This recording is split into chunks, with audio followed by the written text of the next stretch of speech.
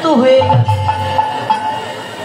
স্ত্রীর মৃত্যু হয়েছে অতটা কষ্ট পাইনি মনে, কেননা আমার পুত্র তো আমার কাছে আছে।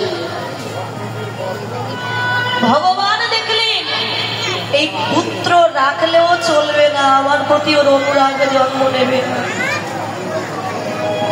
স্ত্রী মারা যাওয়ার ঠিক 1 মাস বাদে হঠাৎ একদিন 3 দিনের জ্বর হয়ে